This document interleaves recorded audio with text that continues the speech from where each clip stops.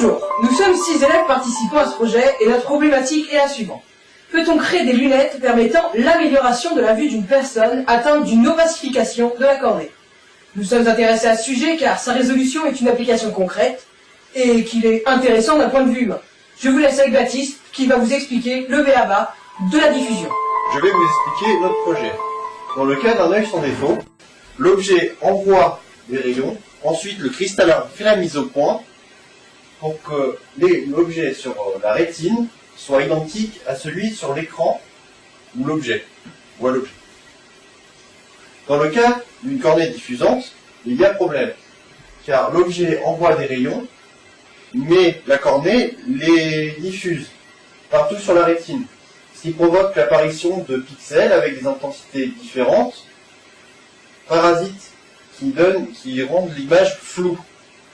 Dans certains cas, l'image est tellement floue que les personnes sont aveugles.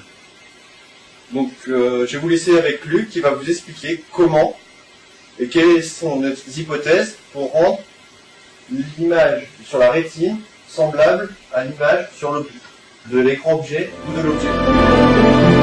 Pour commencer, nous allons prendre une photo de l'image initiale. Nous allons modifier l'image obtenue en la multipliant par l'inverse de la matrice de transfert. Cette image va être affichée devant l'œil et en repassant par la cornée diffusante, va redonner une image nette à l'arrivée. Donc tout d'abord, il faut trouver la matrice de transfert T et je laisse à Blandine le soin de l'expliquer. Voici l'expérience expliquée précédemment. On choisit une zone de 50 pixels par 50 pixels. On allume un par un chacun des pixels. Et à chaque fois, la webcam prend une photo. On a donc 2500 photos. C'est notre matrice de transfert.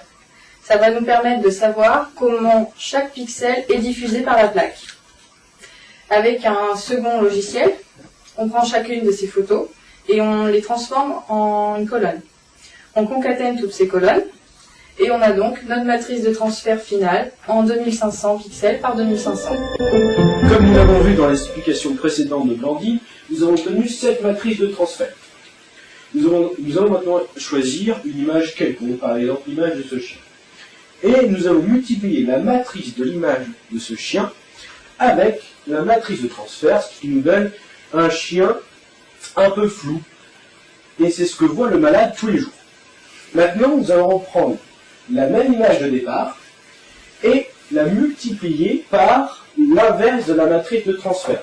Ce qui nous donne un nuage de pixels, et cette image traitée est l'image qu'on devra afficher pour retrouver ensuite, à travers la cornée diffusante, cette image du chien. Maintenant, nous allons voir si ce que je dis est vrai.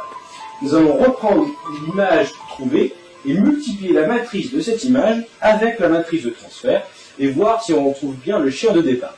Et effectivement, on le retrouve, mais avec quelques nuances dues à un défaut de précision lors de la prise des photos. Nous avons créé d'autres programmes et ces programmes ont pour but de simuler d'autres matrices de transfert. Et nous allons appliquer ces mêmes opérations lors des simulations et trouver un chien à peu près parfait. Donc nous avons quand même eu quelques problèmes. Déjà, des nombres négatifs apparaissaient dans les matrices et ils ne sont pas transmissibles en intensité. Un autre problème aussi était le fisheye qui déformait les coordonnées des pixels et les caméras ne les modifiaient pas, donc ne rattrapaient pas ce fisheye.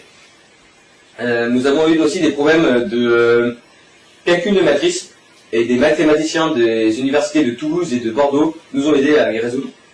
Et ensuite nous avons eu enfin le dernier problème de l'ordinateur qui n'était pas assez puissant pour faire ces calculs de matrices. Ça prenait environ 2 heures.